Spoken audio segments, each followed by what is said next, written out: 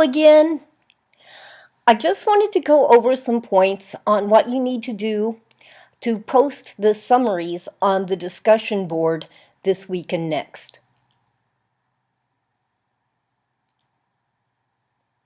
First of all, think of it as a class discussion. If this class were meeting live, what I would do is I would have students go over, study and annotate 2 or 3 sources, and then when the classes met, we would get into groups and students would share with each other what they had gotten out of their sources. We aren't meeting live, so what we do instead is we post to a discussion board. I have several goals that led to this assignment, and one of them is that posting summaries of your articles is a way to help each other. And you've got to remember that we're really all in this together. All of you as students and me, we are all in this together. And we're all working towards the same goal, which is for all of us to learn as much as we can. For this first paper, some students are writing on the same topic. And yes, the discussion board will close down Saturday morning at 9 a.m. and I will go through and look over the summaries as quickly as I can, and then I will open the board again so that everybody will be able to read what everybody else wrote. That way, if somebody is writing on the same topic that you are, they might have run across a source that you didn't know about, and you can go ahead and look up that source and see if there's anything in it that you want to learn or to work with in your paper. Sorry about that. Don't worry if you post about a source that somebody else has posted about. That's just going to happen. I mean, obviously, 2 people who are writing on the same topic are going to use the same issues and controversies article, right?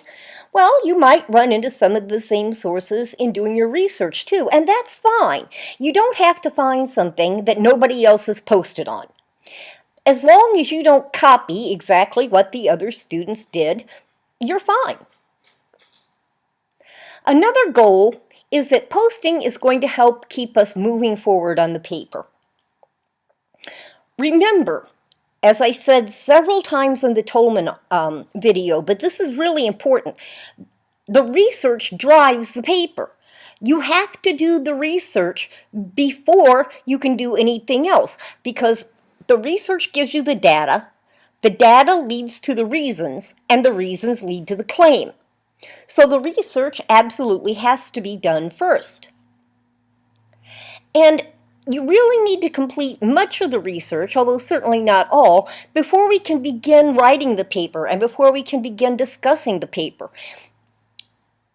The discussion of how to write the paper that we're going to be going into after this next 2 weeks will make a whole lot more sense to you, and you'll be able to use it a lot better if you can see how it applies to the data that you've gathered. So by posting, it keeps you moving forward, because I know how it goes. We're all too busy. We all have too much to do. And if there's any way that we can put something off, we will.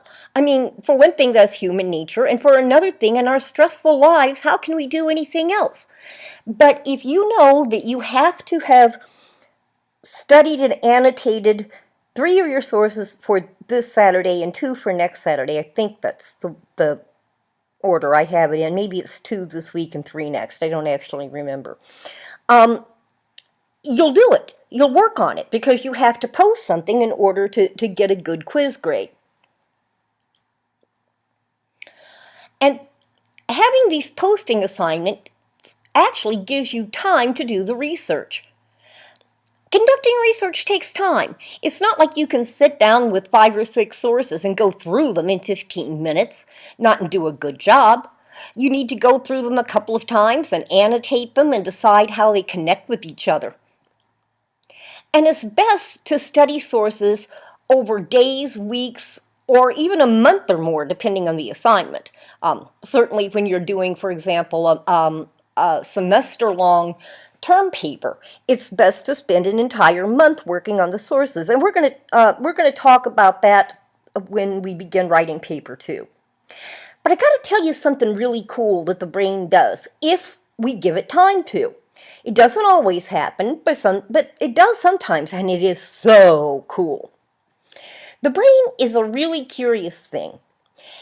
If we read a lot about a topic, or we watch documentaries about the same topic, or we talk about the same topic to people a lot, the brain keeps working on that in the background even when we're doing and thinking about other things.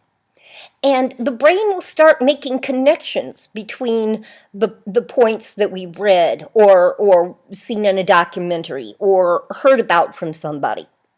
And sometimes a really, really cool thing can happen. I've had this happen myself, and I gotta tell you, it is so neat, okay? You might be sitting at a stoplight or taking a shower or walking your dog and not even thinking about your paper at all. Maybe you're even listening to some music on the radio or something. And this information has been percolating in the back of your mind all this time. And you're sitting there doing something completely different, not even thinking about the paper. And suddenly it's like a bubble comes to the surface of your brain and bursts, and eureka, you know exactly how you're going to write the paper. You just know. You can see it. It all comes together, and oh, that is so cool. It doesn't always happen. It would be nice if it did. But it's never going to happen if you don't give it time. The brain has to have time to process thoughts and to make connections between them. And if you don't give the brain time to do that, you're never going to have one of those eureka moments. And I'll tell you, if you ever do have one, you'll see what I mean. It is just absolutely the coolest thing when stuff comes together like that. And another thing that I've noticed in doing research papers is after a while of doing research, you suddenly get this feeling like it's time to write. I mean, really, you can almost get to the point that you just feel like you absolutely have to sit down and start writing an initial zero draft, because it almost, the research almost pushes you to wanting to get those ideas down on paper. But none of this can happen if you wait till the last minute to do research. Consequently, you have to take the time to do it. And I give you 2 weeks to do the research so that there is at least an opportunity for your brain to do those cool things. Posting also helps make grades more fair. It makes it a lot more difficult for students to buy paper on the internet or to have someone else write them if they have to break everything down into summaries of individual articles and post them over a 2-week period. It's not impossible, but it's more difficult.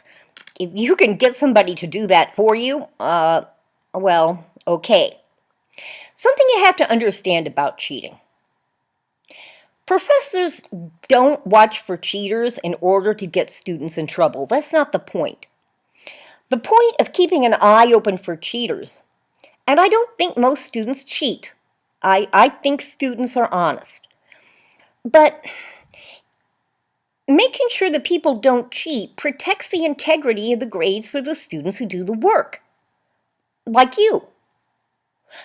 It wouldn't be fair for you to work really, really, really hard and earn a B on a paper, while somebody else buys one off of the internet that's written by somebody with a master's degree in whatever topic you're looking at, or in English, and they earn an A.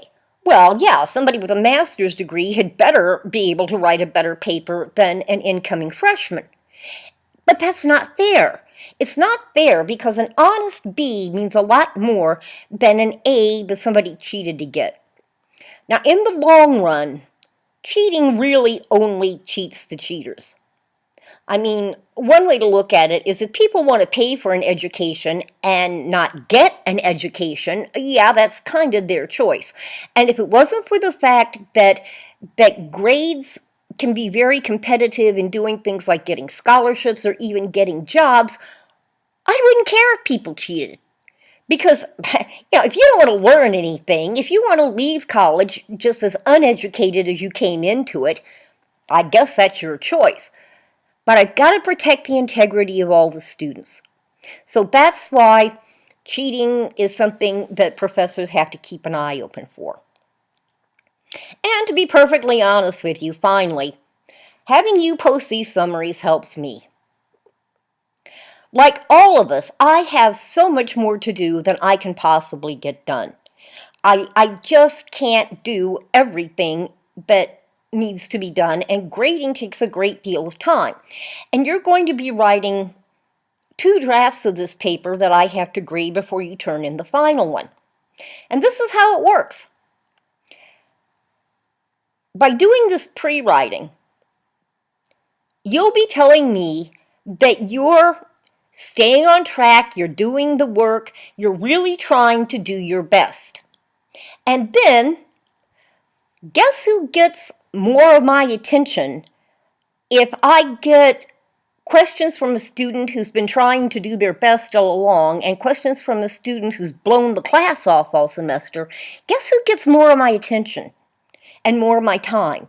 Because I only have a certain amount of hours in the day like everybody else, and I have other classes to teach, and every now and then I like to do things like eat and sleep. So it helps me know who's really working and who legitimately needs my help, as opposed to somebody who doesn't do anything until the last minute and then kind of expects me to teach them everything I've already gone over in this course. Those people don't get as much help from me as people who have legitimately tried. And I think if you're one of the students who does do the work, I think you'll think that's fair. And I think even if you're one of the students who doesn't, you see that that's fair. Okay, so with those goals in mind, here are some points to keep in mind in writing your summaries. First of all, make sure you provide the authors and the titles, because if another student finds something that you write in your summary might help them with their paper, they'll want to be able to find the source, and so they'll need the author and the title name to do that. You don't have to summarize the entire source, and you don't have to summarize anything in depth. All you're going to do is you're going to state what it is that you found in each source that you think will be helpful in writing your paper at this point. I'm not going to check your paper against it and see if you used it. It just will think of it more as describing what a source does. For example, you might say that this source provides statistics on how many people who have heart attacks use a lot of caffeine. Or you might say that this source discusses why critics think that cops using GPS to track people violates people's rights to privacy. Okay? You don't have to give the actual statistics. You don't have to give specifics of what the source says. Think of it as describing what the source says more than actually summarizing all of the data in it. Okay? So, as I just said, you don't need to include the specifics. Okay? Keep your summary short. For most sources, probably between 2 and 5 sentences would be fine. If I were summarizing Little Red Riding Hood, for example, I might say, this is the story of a little girl who runs into a wolf when she's taking some goodies to her grandma. The wolf kills the girl's granny and almost kills the girl by pretending to be the granny, but a hunter saves her. The girl learns the dangers of sharing details with strangers. That's how I would summarize the entire story of Little Red Riding Hood. Somebody who might be thinking of using Little Red Riding Hood as a source, and of course didn't know the story, might see that and say, oh, hey, I'm writing about not talking to strangers, and maybe I should go and take and read this story because I see that it's about a girl who gets into trouble for doing it. You're helping each other out, but you don't have to give a whole lot of specifics. You don't have to write a really long thing. You're just helping each other out by giving each other an idea of what information different sources provide. And the writing can be somewhat informal. Okay? Like I said, granny, you noticed, instead of grandmother. That's fine. Try to write complete sentences. It's good practice, okay? And don't use texting crap, like capitalize the word I, and spell out words like R and our, and for, F-O-R, and to, T-O. You're not text messaging here. This is an assignment for a class. But you don't have to use really formal language, okay? And like I said, try to write in complete sentences because it's good practice. The grammatical points that I'm really going to look at when I grade papers are run-ons, comma splices, sentence fragments, and tense shifts, unnecessary tense shifts. The other stuff, yeah, I'll look at that too, but those three things, especially run-ons, comma splices, and sentence fragments, will have an effect on your grade. Okay? So, I hope that helps, and that you have a better idea after watching this as to what you need to do to write the summaries and post them on the board this week and next. Of course, if you have any questions at all you have to do is drop me an email, and you're going to send that email from an account other than Canvas, of course, and it goes to deborah.okey@csn.edu. Thanks a lot. Hope this little video helped.